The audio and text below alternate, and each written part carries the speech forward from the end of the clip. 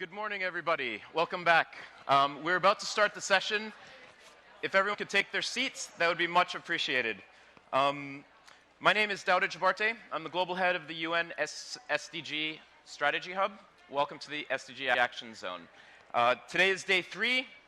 We're going all week. We're super excited to be able to provide and enable this space, bringing together voices from around the world, various sectors, various constituencies. Just about everyone is coming through here this week, which is really exciting.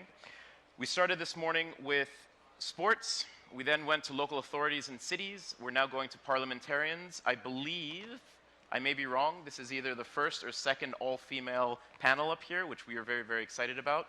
Woo! We then go from here to business. There's an exciting announcement being made by World Economic Forum and some of its key partners around technology and them acting for the Sustainable Development Goals, specifically around the oceans. We then go into an Sdg Activation Session. Those of you that are in New York will have seen Times Square billboards, the SDG flotilla that welcomed Greta Thunberg upon her arrival, street kiosks. Up on the Visitors Plaza, it's painted with Sustainable Development colors. The first time that we've been able to manage to do this at this scale. And obviously, part of that activation is the space that you're in and that you're watching right now, the SDG Action Zone. The reach of the space has been remarkable. It's been really exciting. You know, we've put out 2 hashtags. One hashtag for People for Planet. The other is hashtag SDG Action Zone. For People for Planet has had over 30 million people view it and use it, with over 50 million views in the short time that we've had it live. The SDG Action Zone hashtag has reached 10 million people through 40 million views. So thank you for enabling that. We're very excited. It is our hope and our desire that this becomes an annual fixture at the General Assembly, and our hope is that we're able to amplify and replicate it around the world next year. So we rely on everyone's collaboration, partnership, and the effort that everyone's doing to push it out. So thank you sincerely.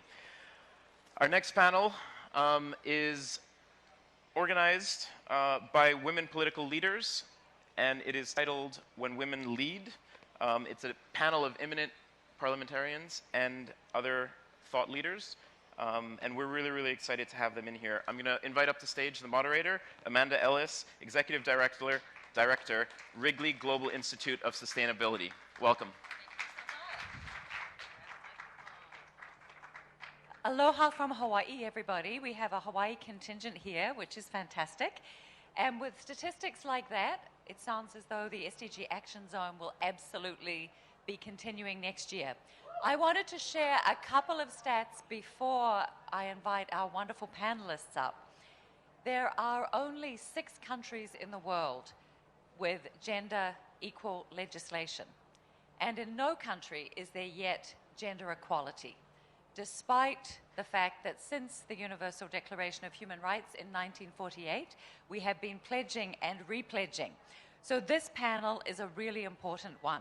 We know that the diversity dividend makes sense in terms of the kind of legislation that women parliamentarians introduce with a focus on health and education, which are force multipliers for intergenerational well-being. And we know that in the private sector, there's a 6% higher return on investment where women have roles in senior management and on boards in a meaningful way. So this is time to ring in the change, and I'm absolutely delighted to invite to the stage our first panelist from Egypt. We have Her Excellency, Minister Al-Rashan, who has a background as an economist. She's worked for the IMF in Washington, D.C., and for the Central Bank of Egypt, and has been a young global leader at the World Economic Forum, one of the 50 most influential women in the Egyptian economy 2015. Please welcome to the stage Her Excellency Rania Al-Mashat. Beautiful, in the middle. Now, our next speaker is from the private sector. Dr. Michelle Harrison is a trailblazer in her own right. She was the founding global CEO of Kantar Public Division and the CEO of WPP, Government and Public Sector. So I looked up WPP and saw that it's not only the largest creative agency in the world, but it's also billed as creative transformation. And that's what we need to get our agenda. So next, I would love to invite a Girl 20 ambassador from the Women Political Leaders Forum. Raquel Helen Silva from Brazil has just completed her master's in global affairs in gender and development. So she's about to become a powerful change agent on the global stage. She has a passion for gender equality and has been working recently in both Peru and Brazil on issues of gender, diversity, and intersectionality. And finally, we have a wonderful MP from the Maldives, Resina Adam, who is a Women Political Leaders Ambassador. And she is also a very famous author in her country. She won the President's Award after she stayed home for 2 years when her first child was born and wrote a series of children's books. She has been an MP since 2008 and is an advocate for women's and children's rights. So you can see we have an absolutely wonderful panel of trailblazers with us today. And I want to give a shout out to Women Political Leaders Forum, who are not only leading the way with bringing together women parliamentarians, but also a coalition in true SDG 17 style from the private sector and from civil society. So thank you all for being here today. Now, my first question is to everybody. We do not have a level playing field, and I want to ask each of you what you think the most impactful thing we can do from your vantage point, whether it be as a minister, a parliamentarian, a youth leader, or a private sector leader. What is it that we can actually do to shift the dial and make faster progress? So let me start with you. Hi, good afternoon, everyone. It's so nice to be here. I think one of the most important things that we could do is, I mean, this is the UN week, all the political leaders are here, but what we find most of the time is that we all talk about women empowerment, but at the end of the day, it's just a speech and we don't walk the talk. This time, after the recent election in Maldives, we've seen a huge difference. For the first time in the history of Maldives, we've appointed 2 female judges for the Supreme Court. And for the first time in Maldives, out of 20 cabinet members, we've got 7 female cabinet ministers. Wow. So I think we are seeing the difference because the president is committed to making a difference. So what I feel is all this time we've been talking, but we've not been doing anything about it. And Maldives has been struggling in its democracy walk the past 10 years. And a lot of us have not been actually been able to focus on women empowerment. Rather, it's been like trying to establish human rights in the country. So now I think we've got the time to try and do all these things that we are talking about, but we haven't been able to. So I think this is one area where we all can make a difference. Every one of us should not just be talking about this, but when we go back, we need to do something to make sure that everything is going the way that we want it to go. Fantastic. And having a critical mass really makes a difference. We know that globally, less than 7% of heads of state are women, and we know that 1 in 4 parliamentarians now is, so we are making slow progress, but only 2% of countries have reached parity for men and women. So, Minister, you are one of the few women who has reached that status. What do you think we need to be doing to shift the dial? Before I start about what we should be doing, there are a few things that are important to take away from the session. Right. The International Monetary Fund, since you mentioned I worked there, did research 2 years ago for the first time on women And this is very important because the financial impact that women have on economies is something that should not be overlooked, and it's something that should always be messaged, whether we're at the UN, whether we're an NGO, whether we're in the private sector or government. So the term that the IMF uses is that women participation is macro-critical. So if the word macro-critical is always used in our discussions, is the focus and the emphasis, I think, and what do we mean by that? We mean that if women participate more in advanced economies, GDP grows by 10%. In developed economies, it grows by 30%. There is a realization that productivity grows, and when productivity grows, pay increases for men and for women. So I think that the financial realization of the importance of women, it's not just a statistic that should increase, but actually there's an implication, particularly in a global economy that is struggling with trying to figure out what's going to happen going forward, how is GDP going to grow. When it comes to the action plan, I think that on the panel, it's a very fantastic way of showing how things should be done. There should be inclusion. There should be partnership, the SDG number 17, partnerships. That is, the private sector should always be on the table. The government, through the political will and commitment, that is something also that should not be understated. When the president, when the parliament, when the head of the government endorse this topic and actually push and be a driving force behind it, it invites the private sector to be on board. NGOs are not to be belittled as well because of the networks they have with the locals.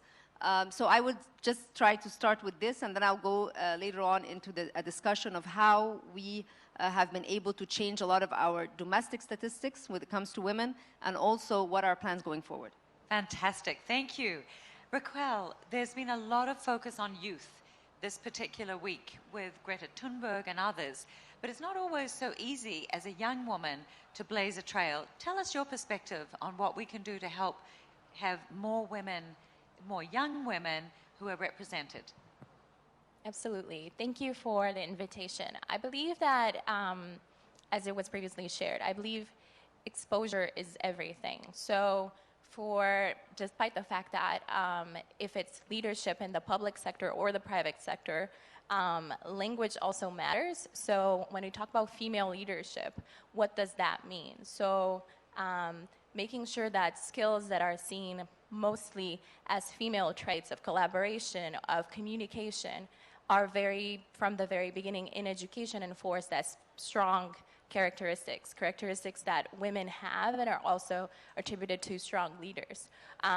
Thinking about what during the career path, in terms of traineeships, in terms of civil society organizations that are introducing young women to politics, to leadership in corporate settings, and introducing that as career paths and things that young women can do, I think that is very important. So for example, initiatives like the Girls 20 program have exposed me to the idea that I could be a political leader. But there are challenges in terms of understanding the pathway to get there. So having leaders who are already in these positions, bringing younger women and kind of introducing that idea as something that is feasible and possible is also very important. So that emphasis on actually, I think Maya Angelou says you can't be what you can't see. So having role models and sponsors and mentors to help you along the way. Thank you very much. And now the private sector perspective. So tell us a little bit about creative transformation and what WPP has done with the innovation of the Reykjavik Index. Thank you. So I think this issue of you can't be what you can't see, I think the most important things that we can do is create the evidence base. So with any area of public policy, and whether that's going to be delivered through government and the private sector and civil society, what we need is to have the evidence base to hold ourselves accountable to and to measure progress. And so one of the things we were able to do with Kantar, which is part of WPP, with women political leaders last year, is launch something called the Reykjavik Index. And that's the first measure of how societies view men and women in terms of their suitability for leadership. So we launched last year for the G7, and this year we're also creating data for Brazil and Russia and India and China.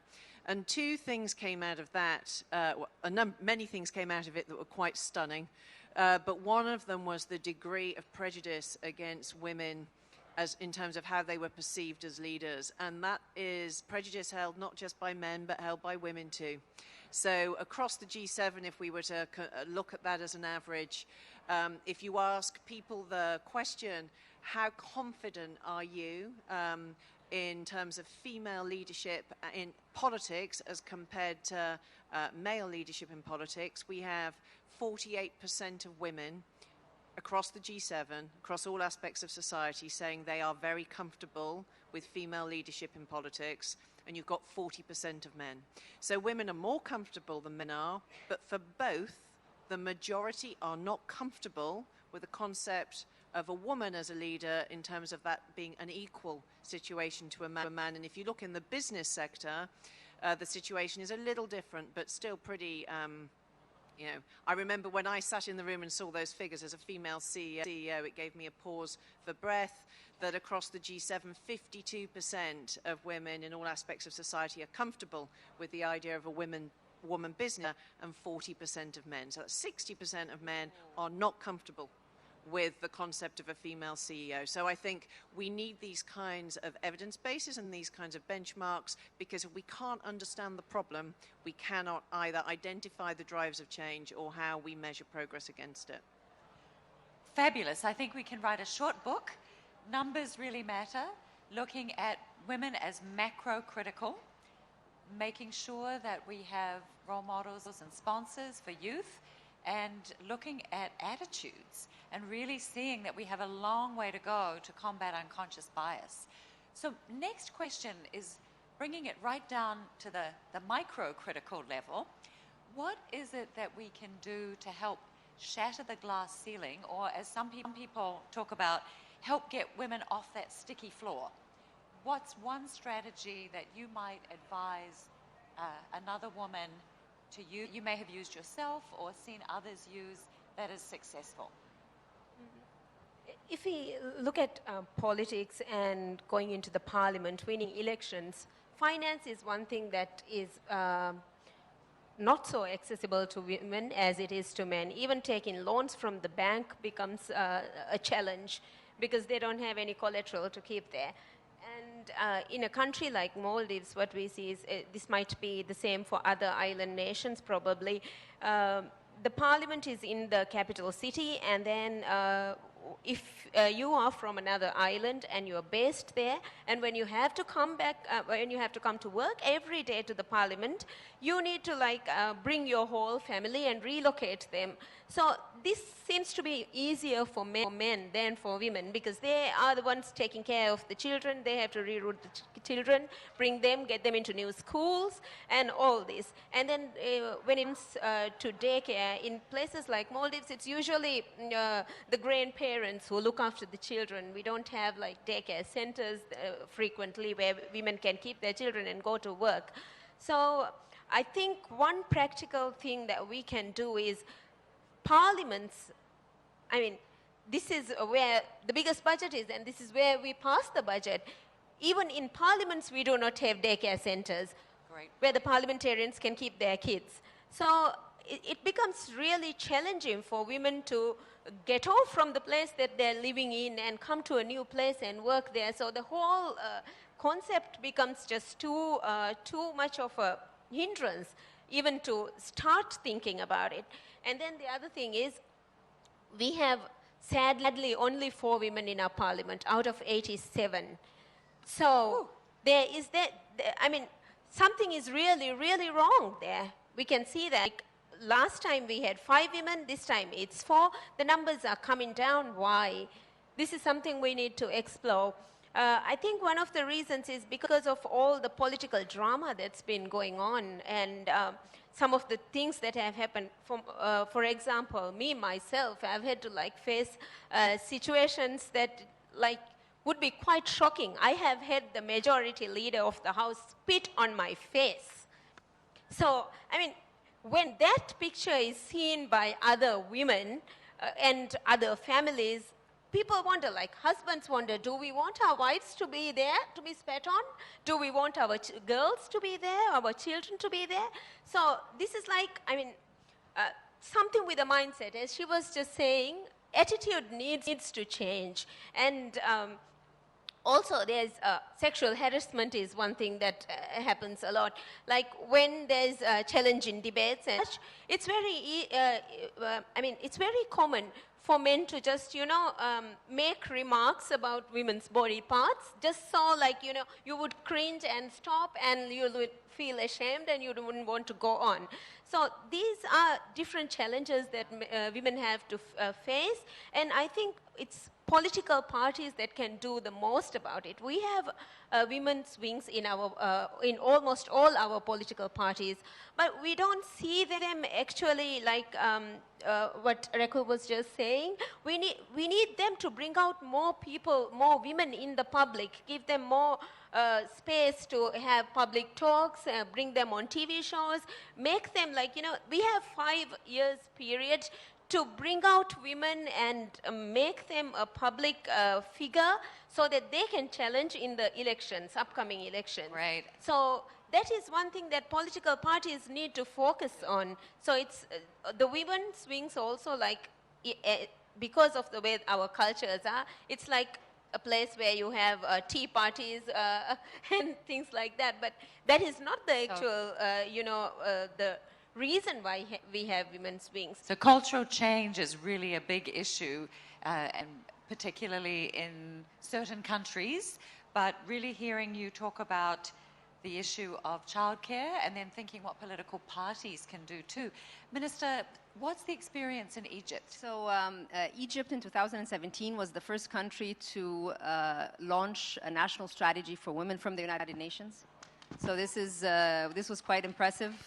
And it has the full support from the political leadership. Inside the national strategy, there is commitments when it comes to political empowerment with targets, the database. So for example, now we have 15% of parliament are represented by women, and there are targets to 2025. In the cabinet, we have currently 8 female ministers. Everyone is handling a ministry which is not very soft, so that is also giving the example that very challenging male-dominated sectors can be led by women. There are literacy rates that are being looked at, healthcare that is being looked at, microfinancing and SME empowerment for women. So the national strategy is one which is extremely important. And if I take from the more micro, which is in the Ministry of Tourism, tourism is 15% of Egypt's GDP, so it's quite significant. Yes. And when we launched our Egypt Tourism Reform Program in January of 2018, the SDGs were at the heart of it. And of course, SDG number 5 is very prominently featured in the E-Trip. How is that? Economic empowerment of women in tourism is something that we take very seriously. We have now workshops on sexual harassment. When we have training, there has to be a minimum number of women who attend the training.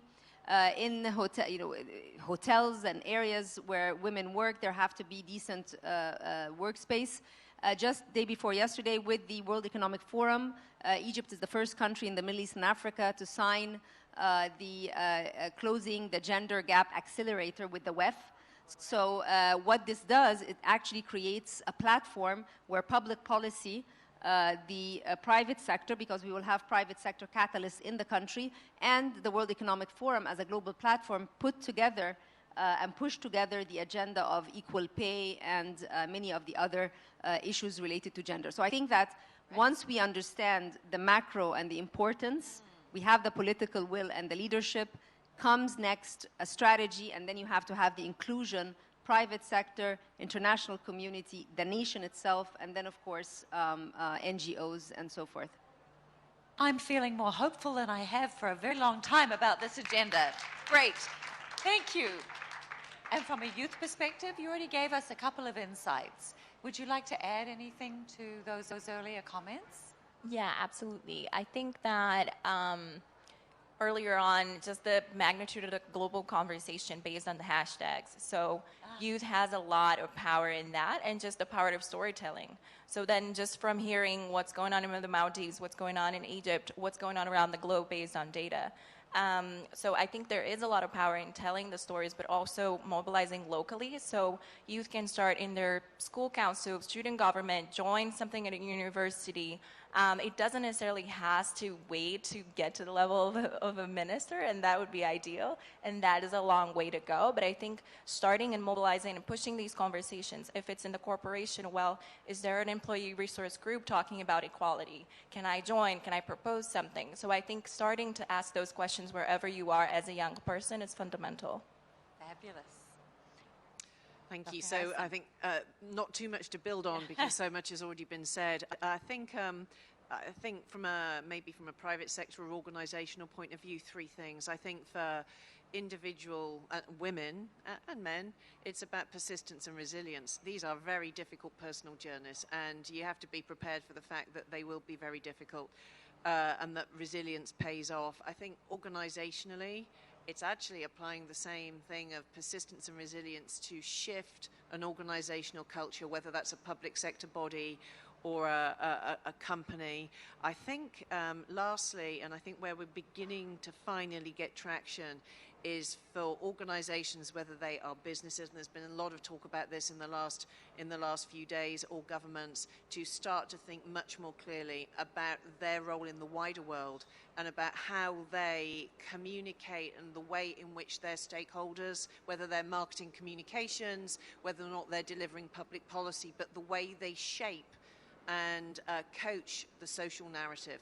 So the kinds of things that dictate what then is discussed at the kitchen table around what a girl can be, so that all organisations understand their responsibility in that broader social conversation and stick with it. Such a strong point. And tonight the UN Global Compact is going to be launching Target Gender Equality right here from 7 to 9 this evening, if people are free, really building on Dr. Harrison's comments. We are going to open up for Q&A in just a moment, so please be thinking about the questions that you would like to ask our brilliant panelists. And I'm going to quickly summarize some of the lessons we heard, that political parties have a role to play in actually setting targets. And interestingly, of the top 50 countries with the highest percentage of women's representation, almost 90% have either quotas or temporary special measures for the country or in political parties. So it's worth remembering that we do need to shift the dial, and the comments about organizational change are very relevant. Without changing the culture, it becomes very difficult to address unconscious bias, and therefore training is needed. Great to hear about the kind of action that youth can take with, of course, social media, storytelling, and local mobilization at the grassroots level. And delighted to hear that SDG 17 around mobilizing coalitions has been a theme through all of the speakers' comments today. And of course, that is really the key to all of us being able to meet the Sustainable Development Goals and create the world we want by 2030. So I already have a first speaker on our list, Dr. Amani Asfour, and I'll give you my mic. Oh, perfect. Thank you, Chiara, who is the Global President of Business and Professional Women, BPW International, which is a leading business women's organization. Thank you. Thank you very much, Amanda. Thank you for all the panelists. As the International Federation of Business and Professional Women, we are present in 110 countries of the world, and it is a civil society organization since 1930 for empowering women. So I believe, as Minister said, it's the role of government, civil society, and private sector to have the economic empowerment of women. My question to our minister, because she's a fantastic, dynamic minister of tourism in Egypt. Tourism is a growth-inclusive business that includes women in different acts, in cultural industries, in the resorts, in the transport, in every sector. How do you think the civil society organization can partner with the tourism ministry to make sure that there is a real economic empowerment of women with reference to the tourism sector? Thank you. Very much, Amani. Thank you for your kind words. That's the idea behind the accelerator with the WEF. Why was the Ministry of Tourism taken as the partner with the National Council? So it's the National Council of Women, Ministry of Tourism, and the World Economic Forum. And that's exactly because tourism is related to 80 industries, whether it's transportation, hospitality, restaurants, just name it. We will be able to mobilize through that network more engagement from the private sector and from civil society and NGOs. So I think that the platform now, it's a 3-year program. There is 3 months at the beginning for data gathering to basically assess the initial conditions, and then 3 more months to basically build the framework, and then execution over 2.5 years. So I think there's going to be plenty of calls for everyone to participate, because you can do the best plan in the world, but execution is what matters, and no one executes by themselves. There has to be a common belief in the cause, and that's why the rhetoric and the narrative are extremely important. For example, in tourism, when we are marketing Egypt today, it's about people and places. I see there are people and planet here. So for us, it's people and places, because today everyone wants to have an impact on the community. Everyone wants to see that the dollar they spend affects a woman's life, affects a youth in a certain place.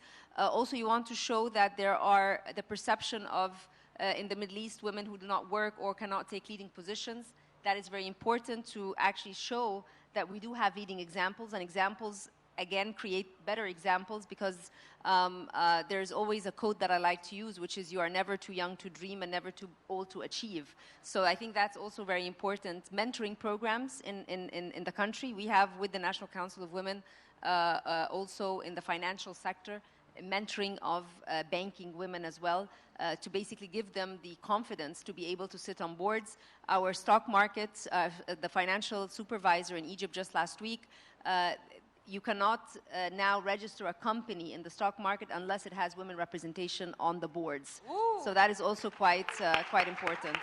So I think that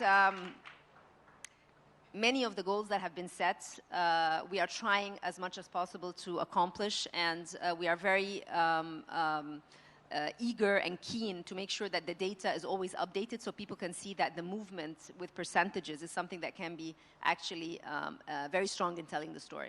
And what a wonderful training from the IMF and your macro-critical data set. They know that you're going to be keeping an eye on this, so we'll be watching closely to see Egypt's progress. Thank you so much, Minister.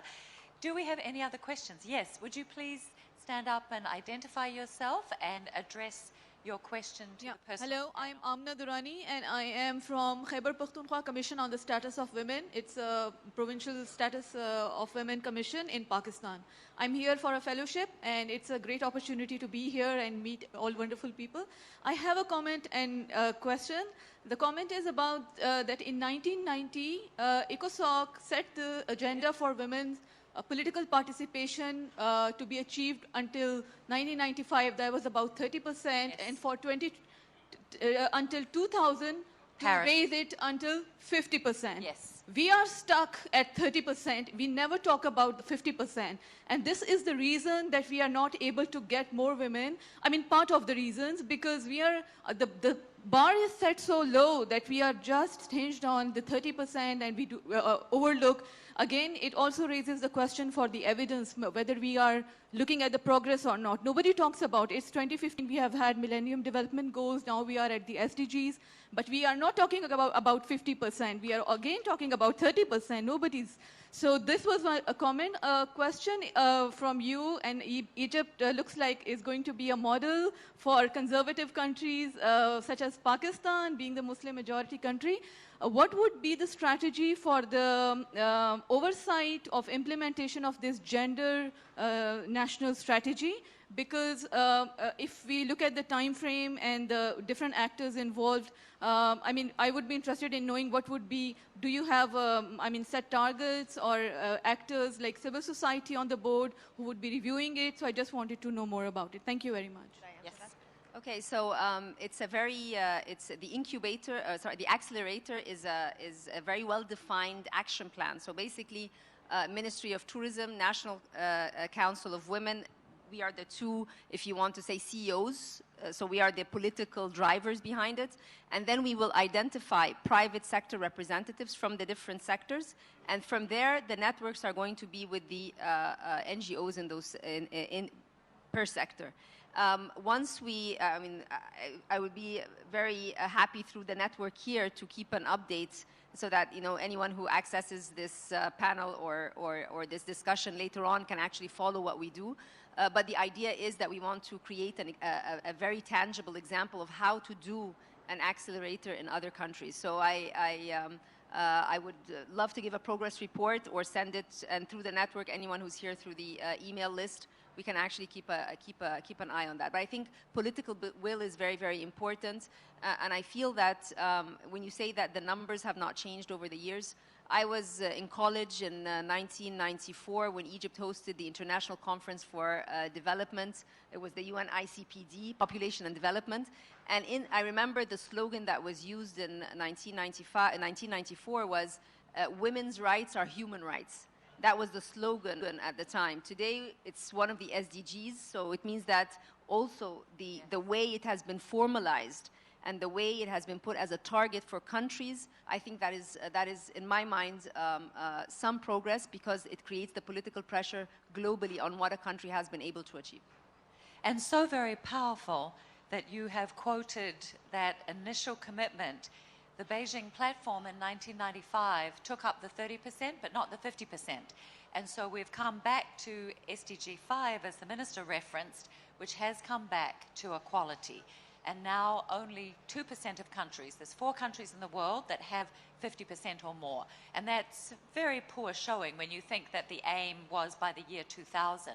So I would like to make a personal commitment here, and I would like to invite the minister and our MP from the Maldives to join, along with the Women Political Leaders Forum, the Council of Women World Leaders, and the Interparliamentary Union.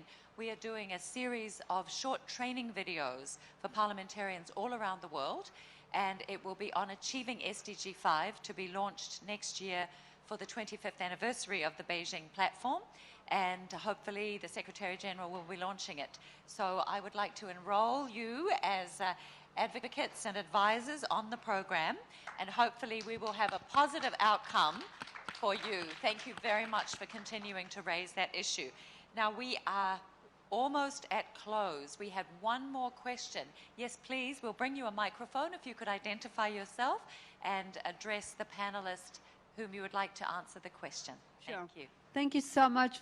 Wonderful panel, great discussion.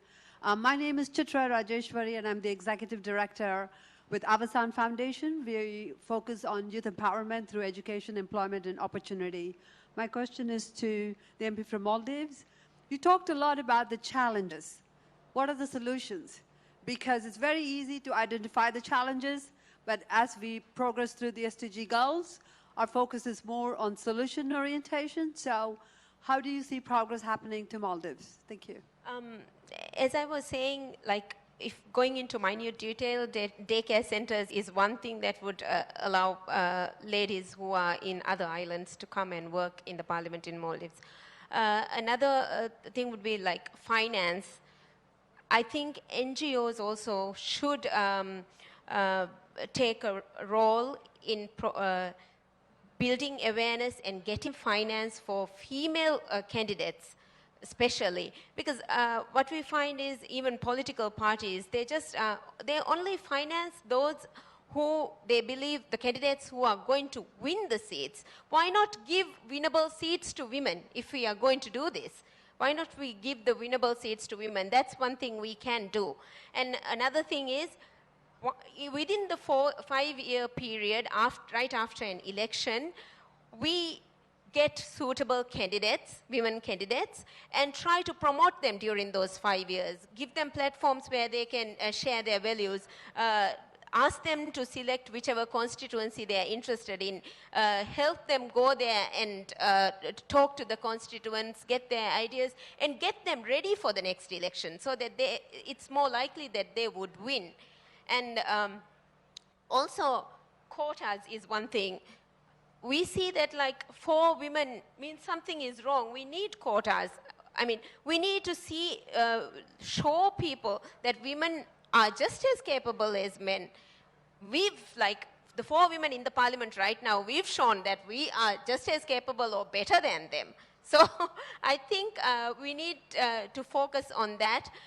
Right now, we are working on amendments to the Local Councils Act, and we are putting a 33% quota in it anyway for the local councils. We need to do the same for the parliaments as well. I know sometimes even women say, you are there, so why can't other women also fight on the same grounds and come? But it's not the same. The playing field is also not the same. I'm from a political family. My background is from a political family. So I might have more advantages than just another person. So that is not an excuse. I think quotas do work, at least for a temporary solution. Like, for example, let's say for 5 or 10 years we put quotas, show that women can lead, and then remove the quotas and then let it go on. So I think that is also another solution there is. Great point. That's a great point. Just to reiterate that 50% of countries with the top percentage of women parliamentarians have quotas, temporary or special measures. So we know that we do need something to shift the dial. The numbers matter. There is a correlation. And I am so sorry. We are going to have to close. They've told me exactly on time. So to summarize, the Reykjavik Index, the work that the World Economic Forum is doing, the World Bank Women, Business and the Law Project, which I had the great honor of starting about 10 years ago, 239 reforms so far. But remember, only 6 countries still have gender equitable legislation. So a long way to go. Women are macro-critical. We have the numbers. We know that there is a diversity dividend. The importance of working with SDG 17 coalitions that include the private sector, that include civil society, that include youth, and the ability of youth to use and leverage social media to tell stories and to amplify their voices at the local level. We know how important it is to change attitudes, unconscious bias, training. We also need to ensure that women have childcare, that there's paid parental leave, that there's not systemic obstacles to gender equality. And lastly, we know that finance matters if we want to see more women than the 2% we currently have at the equality level in parliaments. So please join me in thanking our absolutely outstanding panelists.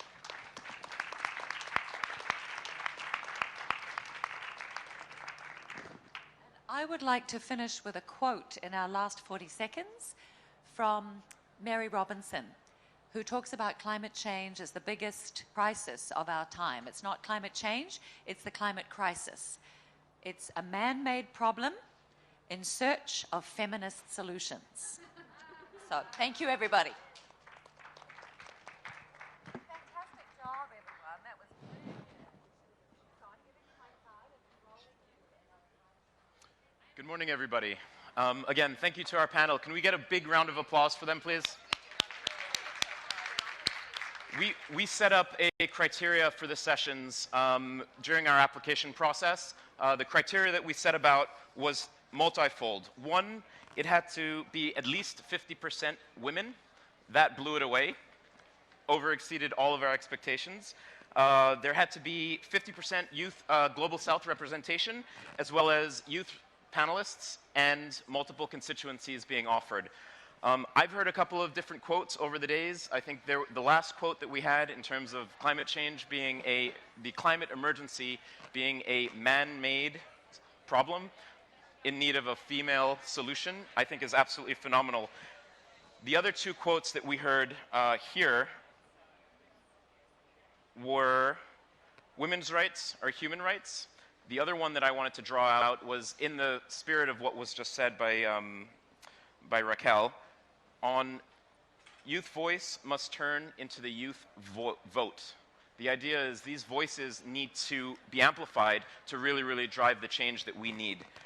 That's exactly what we're doing at the SDG Strategy Hub. The idea for that is we're actually doing multiple things, right? We're creating and tapping into and harnessing the demand for the Sustainable Development Goals, the supply for the Sustainable Development Goals, as well as helping raise the accountability for the Sustainable Goals. And that's the idea and the concept that that's relatable to everyone and necessary from everywhere. Our next panelists are an exciting session that we have, voices from UN senior officials to really share with us their vision of how they are harnessing the energy within their agencies, funds and programs and departments and divisions to really, again, get to that acceleration that is needed with regard to the implementation of the SDGs.